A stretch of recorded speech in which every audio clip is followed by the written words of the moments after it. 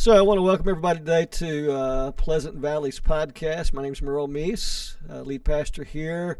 I'm with a good friend, Paul Forbes. Paul Forbes is a member of Pleasant Valley Church, was on staff for a good number of years. I count him to be a friend of mine. He's also Vice President of National Relations with the National Christian Foundation.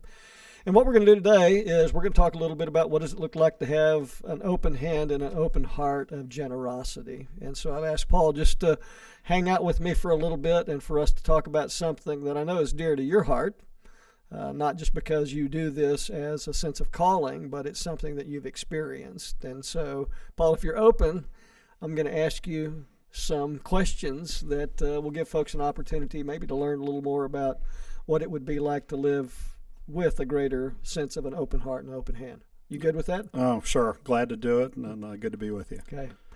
Well, this isn't, I gave you a list of questions. And we're not going to use those. Yeah, so the first question I'd like you to answer is, what is the worst sin that you've ever committed?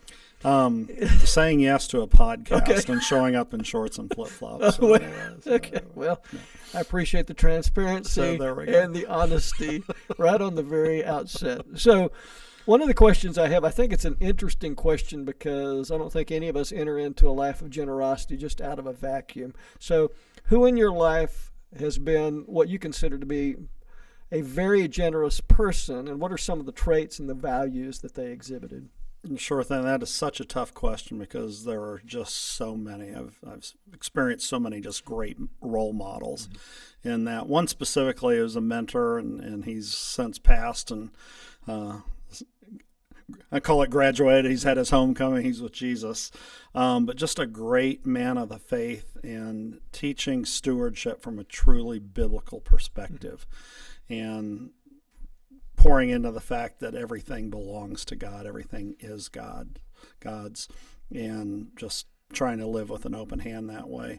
One lesson specifically that he imparted to me is the fact of we're all struck with trying to help the poor. There's numerous verses of reaching out to the poor and doing that. And yeah, we see the person on the street corner with the cardboard sign struggle with, are they legitimate, are they not? The key thing in that is, praying through it and see what God would have you do regardless of their circumstances and follow that. But he said, but there are the working poor out there, people in hotels, people lots in the service industry, and they are diligent about trying to make their way, and they're certainly not in the job field for the glamour. Right. And so just trying to be proactive and trying to help them and go out of your way to tip them and to make a difference in their lives. Whenever I think about somebody in my own life, I have to think about my father-in-law. Mm-hmm. My father-in-law was incredibly generous, probably generous to a fault, in a sense that he gave away so much of what he had. At times we were wondering, hey, Frank, don't you think you need to take care of some things? But he came from an incredibly poor environment. He came from a family that had a lot of different kind of addiction challenges, and he was the one who did not succumb to that. And so he was the one that spent a lot of his time and energy taking care of his family and really going over and above to care for them. And then when Karen and I got married, we were in college and we made no money whatsoever. And one of the things that we would do every now and then, we wouldn't even say anything to him, and we would get what we would consider a random check in the mail from him, and it would be just at the right time. Of course. And it was like, God, how did you know about this? But there was always somebody that God put there that seemed to be, as you said, responsive to. Mm-hmm. And I'll always be thankful. As you think about the people that you've worked with, what are some of the traits that they possess? What are some of the values of generous people? And you've worked with a lot of them over time. What would you say would be some of the things that are common among them? Number one is their humility. Okay. It's not about them. Back to Rick Warren's Purpose-Driven Life book, it's not about you. That they're just truly humble people. I get to work with an awful lot of very successful people from a financial and worldly standpoint. And to a person, they will tell you, I'm not this good. God showed up, and in many cases, they can tell you a specific time that they were wrestling with God, or was that tipping point where God, had he not intervened, they wouldn't have been where they are today. But just completely humble, very selfless as a result, and take their stewardship so seriously that they do not want to be found wanting when they meet Jesus face to face. And definitely want to hear the words, "Well done, good and faithful servant." Yeah. Have you, I think that there's some mischaracterizations of people of means, and often that people of means are either they're greedy, or they're arrogant, or they're condescending, and obviously there are always some that fit that, but for me personally, I've not found that to be the case. Like you, humility, it's like, apart from God, no. Right. Other folks might call it luck, it was just dumb luck. But you work with primarily, or I would probably say all Christian individuals. Mostly, not exclusively. Yeah, and so you find that to be true for them. I mean, it's very much so. The other just misnomer in that, and you and I've discussed this before, is thinking that there's all those rich people out there, that top 1%. Right. The reality is, if you're listening to this, you're probably in that 1% globally. In fact, don't recall the exact statistics now, but poverty line for a family of 4, I believe, is still in the upper 30s range here in the United States. Even at that level, that puts you in the top 2% of the wealthiest people in the world. Yeah. And so we're all rich. Right, yeah. You don't have to be a Jeff Bezos or a Warren Buffett or Elon Musk or Bill Gates to be wealthy, really. Exactly. And maybe you can recall, I don't remember, I did this a number of years ago, probably 10 years ago, where somebody said, go to this one website and simply type in, your income, and it's going to show you where you're going to be in terms of percentages. And I did, and it was like, well, I am in that top 1% of people in the world, and it absolutely blew me away. I mean, it changed the perspective. Very much so. Very much so. It's incredible when you think of it that way. Yeah.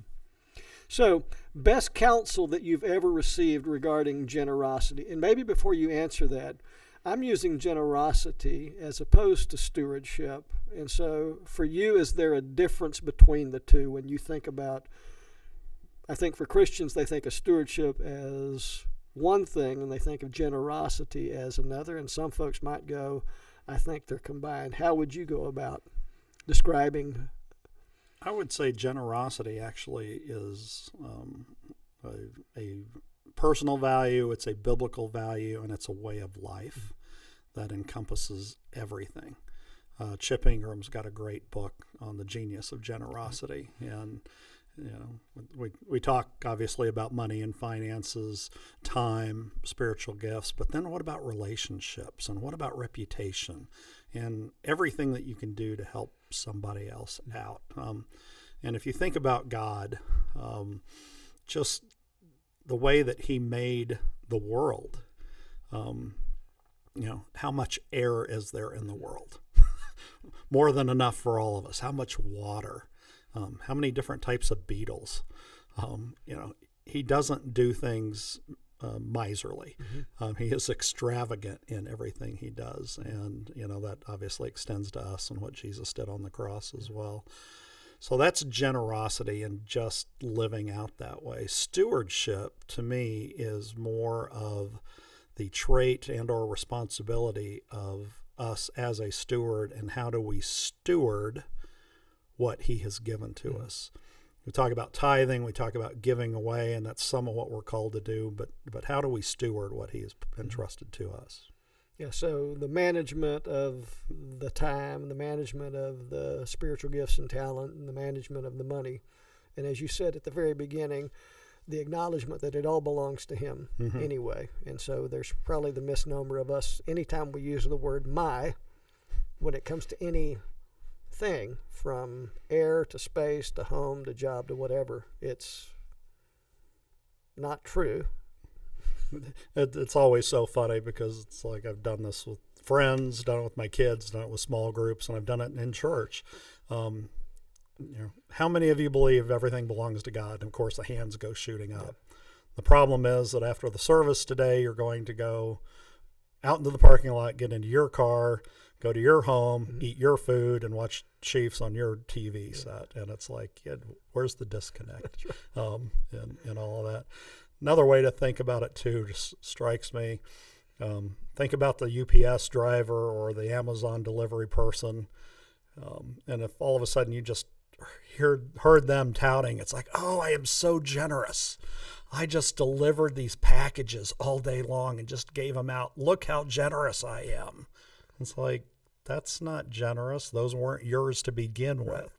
You were just doing what you were supposed to do, what you were entrusted with, and then getting them to where they were supposed to be. And that's so much of what our role truly is. Yeah. That's a great word picture. I've never heard that before, but I can sit there and I can, that'd be pretty strange if FedEx guy comes up and says, just want you to know I'm being real generous today.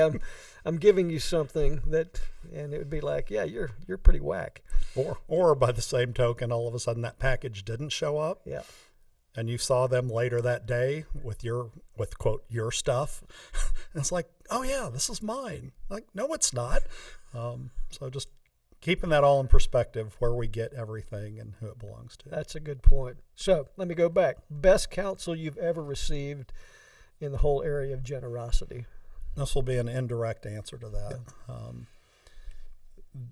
We have such an just tendency, inclination. It's just innate with us and within us. If somebody gives us something, places something in our hands, so just think about it visually, and somebody puts a cinnamon roll in here or barbecue, what do you do with that, Merle? It's like we just start clenching it. We hold on to it to keep it secure in that.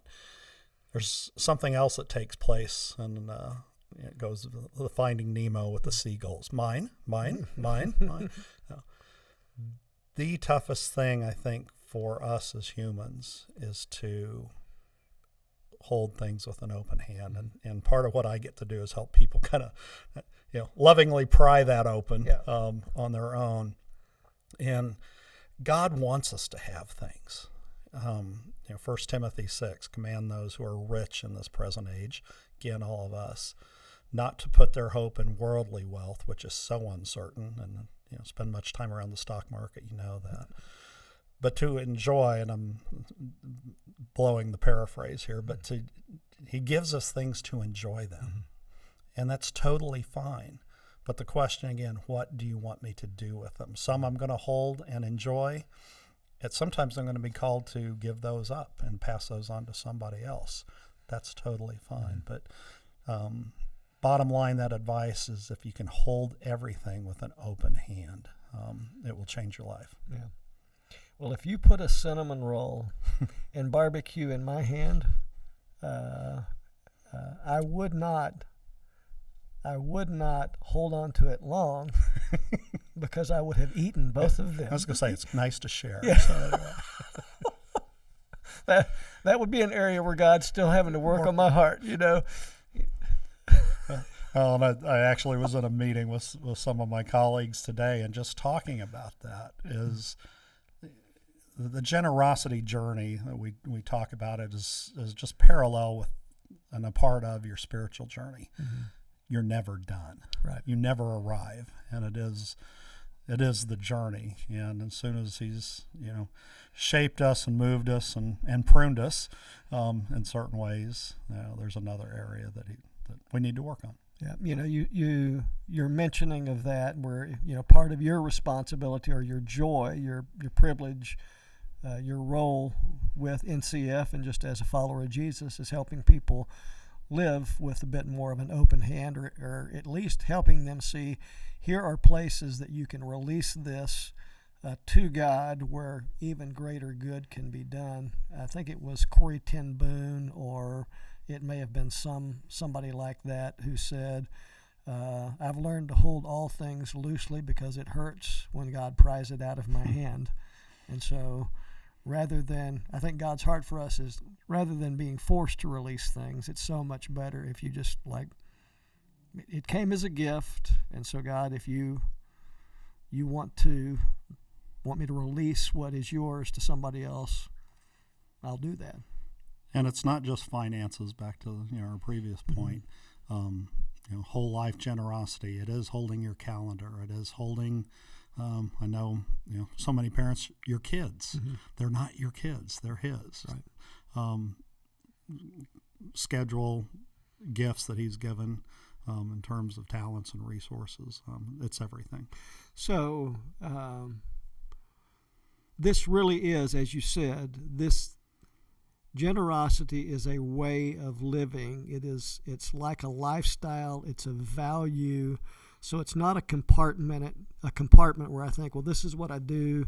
This is my spiritual duty, or whatever it might be. It's like, and we should never draw lines between what is secular and what is sacred. If you belong to Jesus, everything is sacred. Everything belongs to him.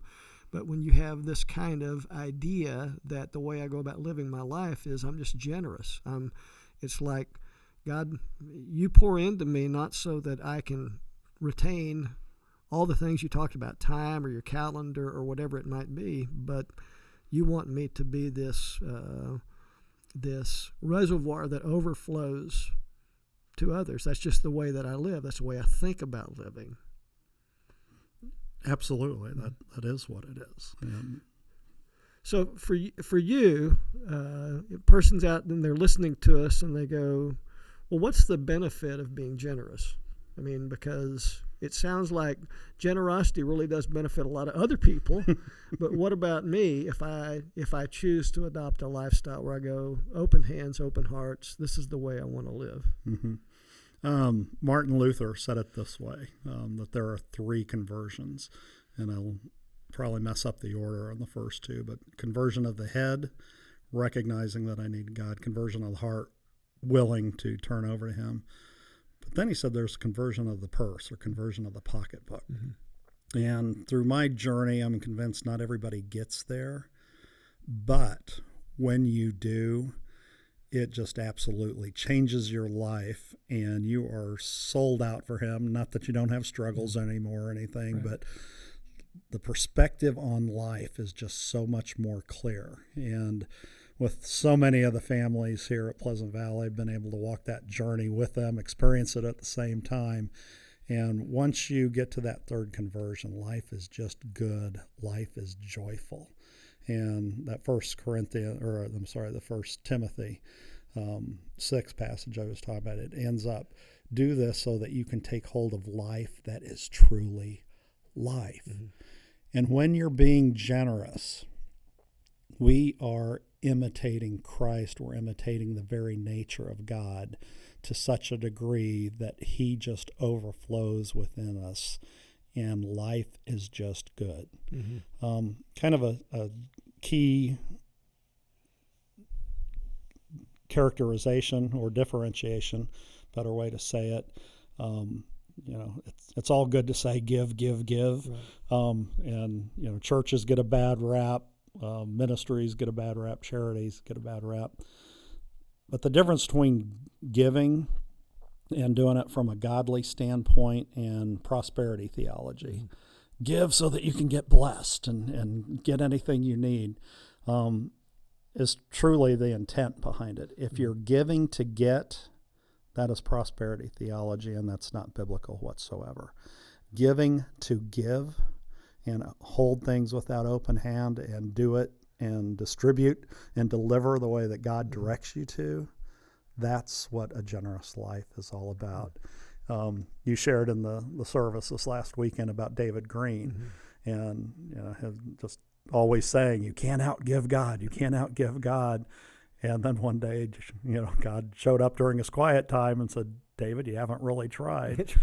And he tried. And they put a plan together. It was an aggressive plan, and did the giving. And then God, in their context, just showed up with more. Right. And, such a great family, stalwart in the faith, known for standing up for the faith.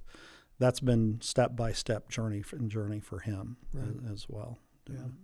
Well, I think about what you've told me about your own journey, and I think about other folks that I know in the life of this church and other churches, and I think of the times that I have said, okay, I'm going to do this. There is a sense of anticipation where you go, well, I wonder what God's going to do. And it really isn't about the amount, it's about the heart. And if God is inspiring me and going, hey, I want you to give this much time, or I want you to give this much energy, or you want to give this much of yourself, or give this much money, it is not about duty, and it's not about, this is going to cost me. It's, well, I wonder what's going to happen as a result of this, where there's a sense of anticipation, where you live this way and you're anticipating, I have no idea what God's going to do with this.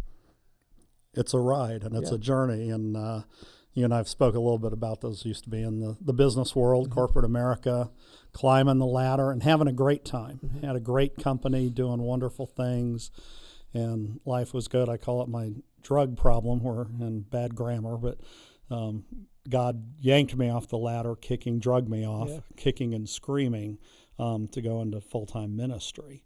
And some of my arguments back to him is, what about the money? I was on my way to make my millions and that, and I was prideful enough or just ignorant enough, well, I won't be able to give as much. And I wasn't giving that much anyway. But, as soon as that thought popped into my head, that's when the 2x4, came. I was like, you think I really even need your money? And it's like, well, I guess not.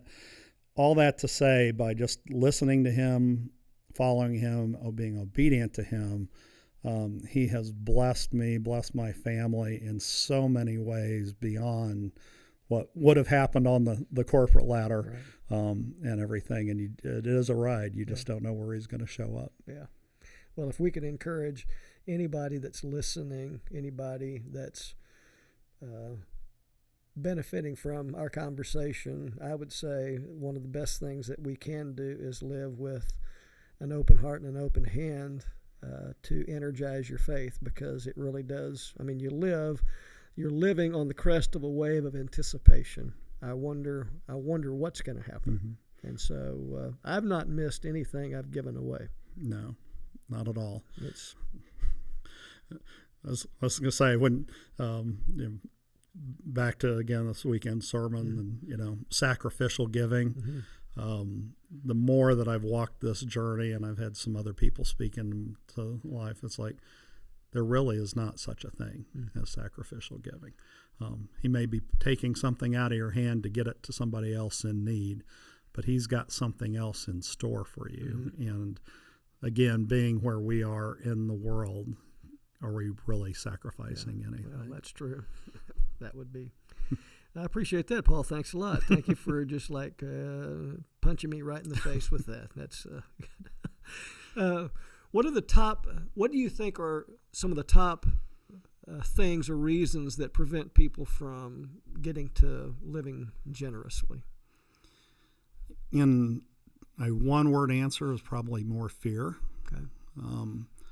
And I'll let you, unpack this as you want to as well. Is fear then really the translation for lack of faith? Will God really show up or not? Right. I think if you ask most people, it's like, do they want to be generous? Do they want to make a difference with it? Yeah, I'd love to. I just don't know if I can. Right. Will there be enough? There's a scarcity mentality out there. Another interesting thing is Tim Keller has given a talk on the grace, the gospel, and giving, and talking about money. And where is it effortless for you to spend your money? And for him, it happens to be books he loves. Amen. And other people, it's looks and appearance and stuff. Some of us, it's toys, just so everybody else can have fun. And then for some people, it's actually hoarding. And anyway, what he goes on to say is money truly reveals your idols. And why is it? And for him, in the case of books, it's because he gets his affirmation from his knowledge, and that's what people come to him for. So that's what he's always needing to wrestle with in that regard. It's like, what do I really need that book? Do I need to do that? And the psychology, if you will, around money and how we experienced money growing up, your father being extremely poor, that my parents as well, me growing up thinking we were poor, although we weren't. What does that do? You know, in every marriage, there's typically you used to call it the spender and the saver, and the spender's always got the bad rap, but it's probably more the spender and the hoarder.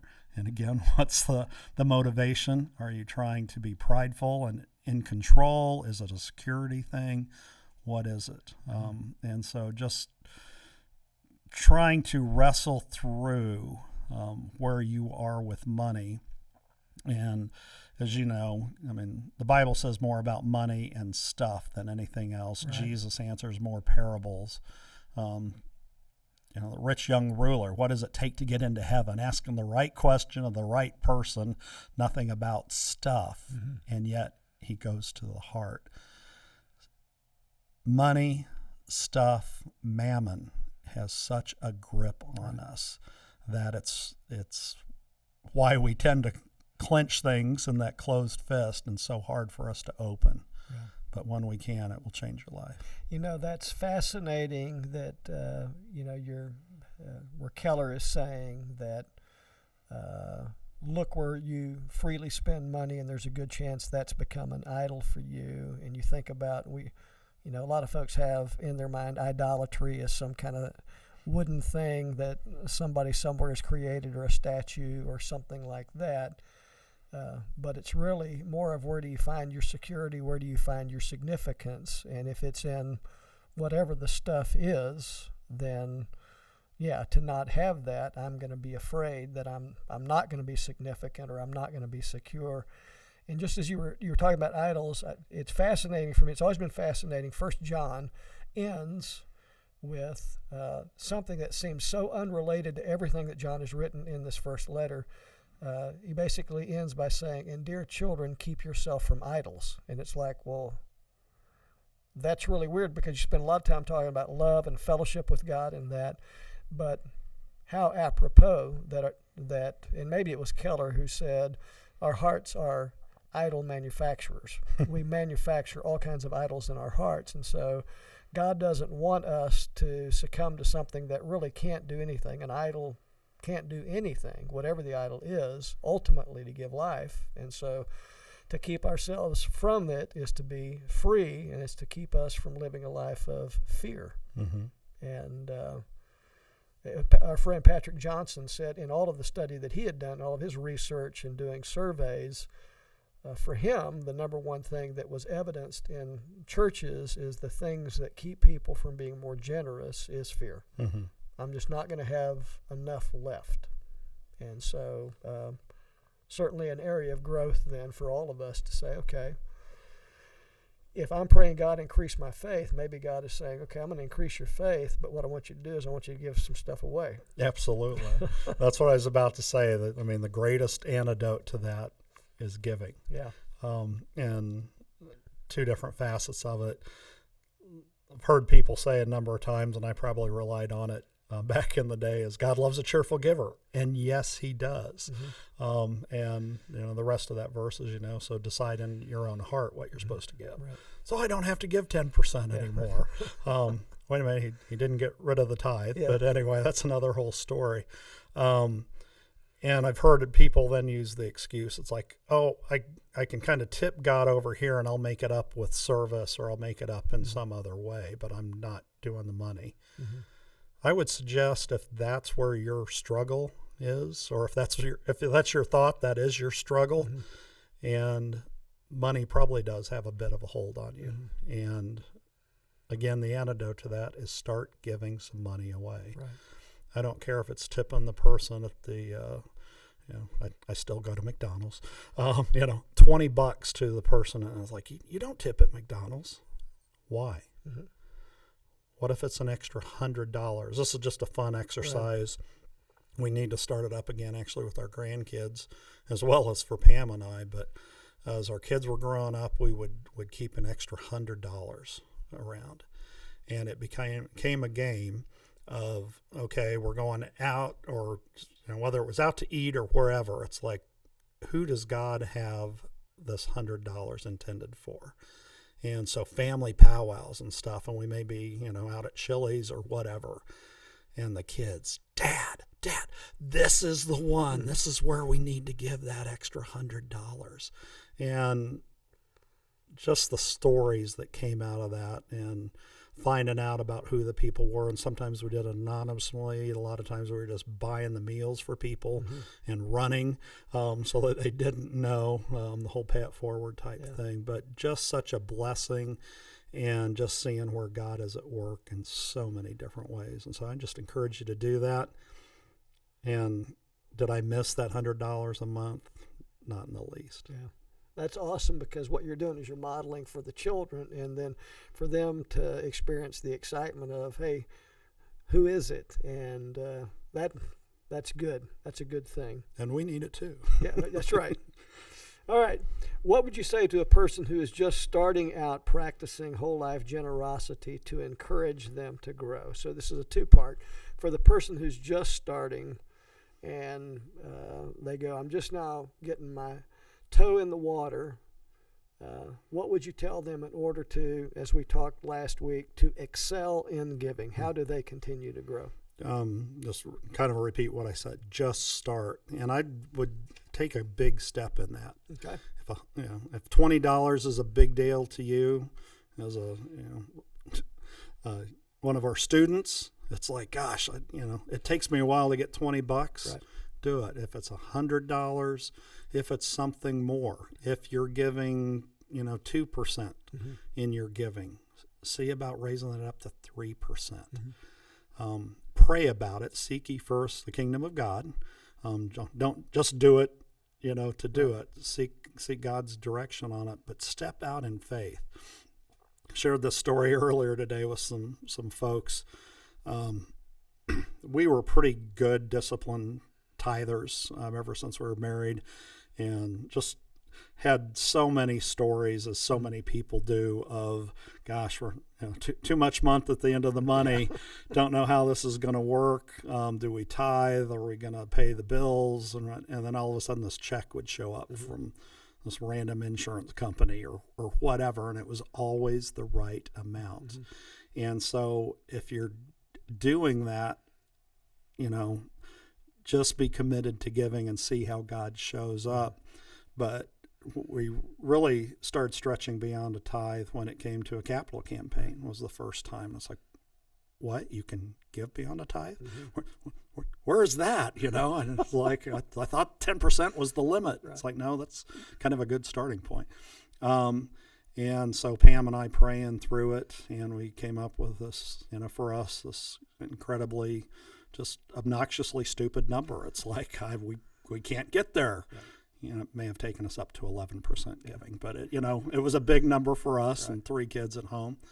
And it's like, oh gosh, the only way this is going to happen is if God shows up. And lo and behold, most of those times that happened, within the year, God showed up with incredible ways. Like, well, I guess that wasn't as big of a stretch as we thought it was. So I just encourage, again, seek God. And then stretch yourself, and whatever that means to you. And it could be that you're going to tell me the same thing, but I thought I would give another to the person who is really into this and who has been doing this, and maybe they need encouragement to grow spiritually, because as I see this is all a matter of discipleship, really is what this is. And you and I have shared this before, and Andy Stanley may have been the first one to make it popular. He's certainly not the one who coined this. I'm sure somebody has said it way before Andy did, that if people know, for instance, as ministries talk about it, and we talk about generosity, it's not what we want from people. It isn't about, there's not a manipulative method on our part. I'm going to talk about this because I want you to give more to my ministry. It's what we want for you, because this whole idea of practicing generosity really grows your faith. It grows who you are. It grows your gratitude. So many things that it does. So assuming that we've got some folks that are listening who are already doing pretty good at this, what would be for them like another thing that you could encourage them to do? And I'm really wanting to tap into your profession and what you're doing, because you're working with people who already kind of get this thing. Mm-hmm. And so they're having to think maybe even more, they're having to think either larger or differently or whatever it might be. For so many people that are in that situation, and we've fallen into it ourselves, once you do it, it can also become a little bit too systematic. Okay. It's like, okay, I've got, X dollars coming out, been growing, my percentage every year, and given more money than I ever thought possible when I'm looking back, but I've got everything organized and set up. And that's one of the things we do at NCF, is help people give simply and in an organized way. And you can run the trap of stopping, not thinking about anymore, or in doing that, somewhat losing the joy just because you're not in touch with it as much. So again, it's like, what's God calling you to do? Do you need to refine how you're giving? Do you need to look at where you're giving?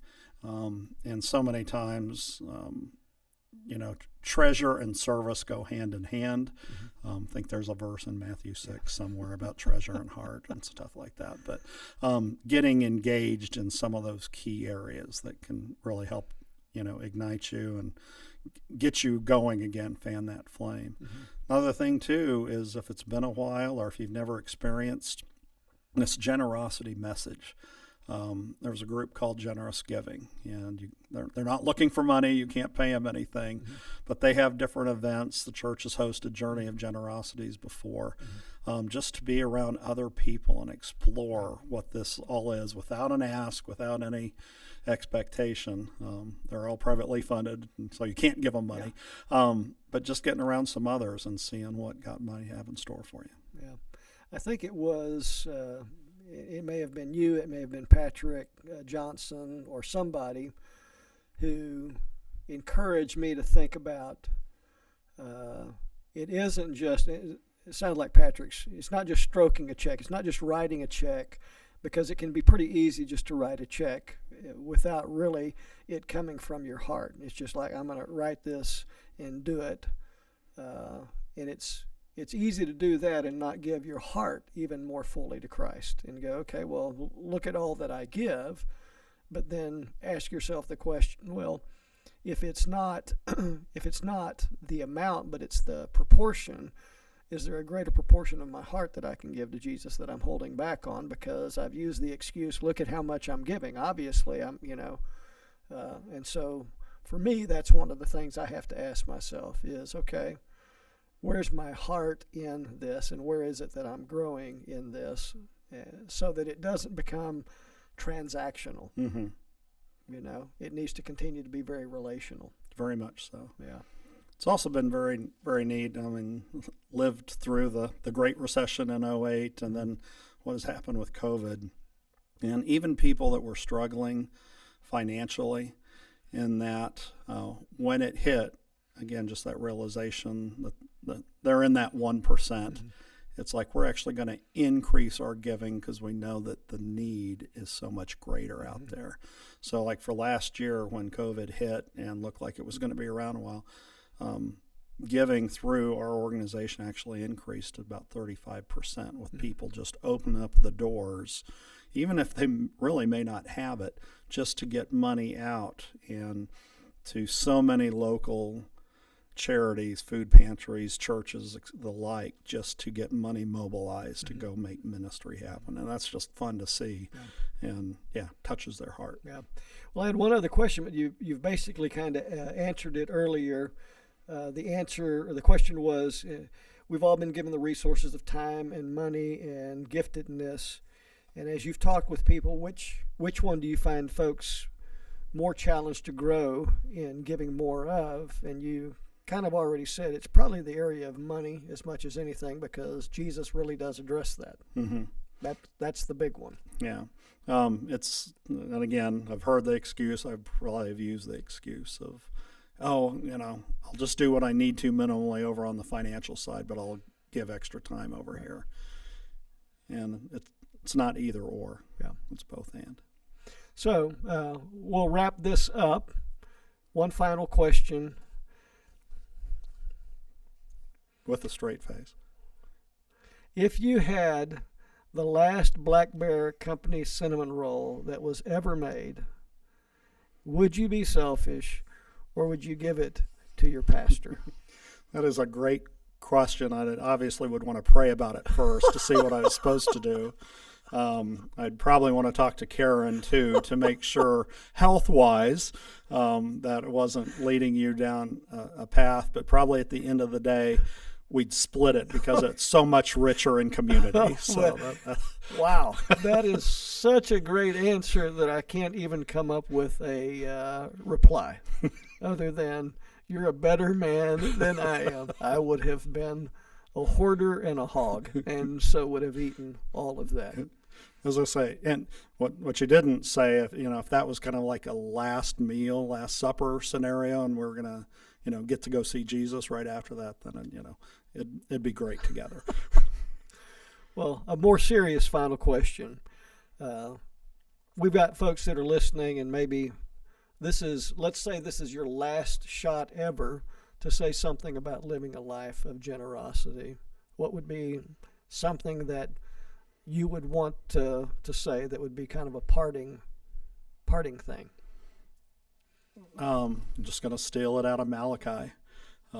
Test me in this, says the Lord, and then see if he doesn't show up. And hundreds of times in my life, he has always shown up. Everybody I've ever known or walked with that has gone through this, he has shown up. He's not afraid of the test. Yeah, that's a good word. A good word to be reminded that God is faithful, and God is generous. He's not stingy. God's not up in heaven wringing his hands together, going, "Where am I going to come up with enough stuff in order to do more for these individuals?" So I appreciate it so very much. So grateful we had this opportunity to be together in our podcast. And so thank you for listening. We hope that you'll join us again as we talk about some more topics of interest to you in your life. God bless.